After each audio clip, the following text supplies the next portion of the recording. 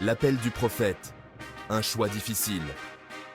De tout temps, Dieu s'est adressé aux hommes et aux femmes. Il les a choisis pour être les messagers de sa parole. Ézéchiel était l'un d'entre eux. Dieu lui a confié une mission périlleuse, proclamer la vérité, même si elle dérangeait. Le prophète ressentait le poids de cette responsabilité. Il savait qu'il allait rencontrer de l'opposition. Mais il a répondu à l'appel divin avec courage. Jésus lui-même a fait face à des obstacles similaires. Dans l'Évangile, nous voyons des personnes qui ont rejeté son message. Il a été incompris, critiqué et persécuté. Pourtant, jamais il n'a cessé de proclamer l'amour de Dieu. L'appel à suivre Dieu est souvent exigeant.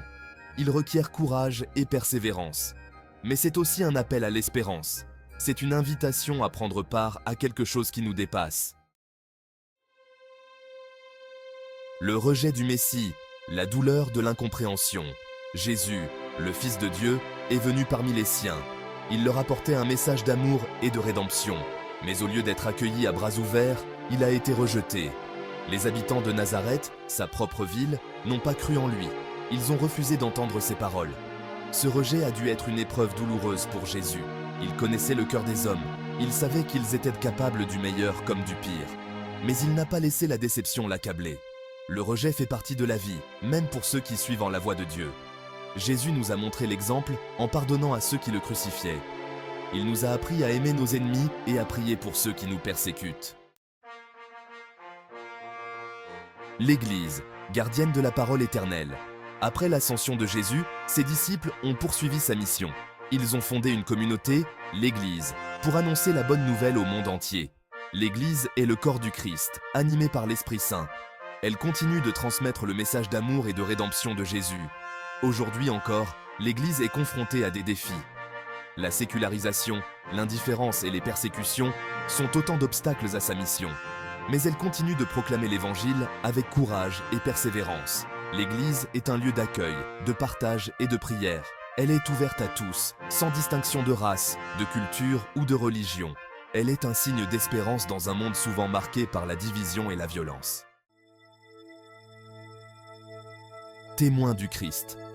La mission de chaque baptisé. Chaque baptisé est appelé à être témoin du Christ. Nous sommes tous membres de l'Église et nous avons tous un rôle à jouer dans la proclamation de l'Évangile. Cela ne signifie pas que nous devons tous devenir prêtres ou missionnaires. Être témoin du Christ, c'est vivre sa foi au quotidien. C'est témoigner de l'amour de Dieu dans nos paroles et nos actions. C'est être une lumière dans le monde, un signe d'espérance pour ceux qui souffrent. Cela peut prendre des formes très concrètes. Aider son prochain, pardonner à ceux qui nous ont offensés, prier pour la paix dans le monde. Chaque geste, aussi petit soit-il, peut faire la différence. La force dans la faiblesse. L'exemple de Saint Paul. Saint Paul, autrefois persécuteur des chrétiens, est devenu un apôtre fervent. Il a parcouru le monde pour annoncer l'Évangile, malgré les difficultés et les persécutions. Il était conscient de ses faiblesses, mais il savait que la grâce de Dieu lui suffisait. Dans ses lettres, il nous encourage à persévérer dans la foi, même lorsque nous sommes confrontés à l'adversité. Il nous rappelle que la puissance de Dieu se manifeste pleinement dans notre faiblesse. Le message de Saint Paul est toujours d'actualité. Nous sommes tous appelés à être des témoins de l'Évangile, malgré nos faiblesses et nos imperfections. Laissons-nous transformer par la grâce de Dieu et soyons des artisans de paix et d'amour dans le monde.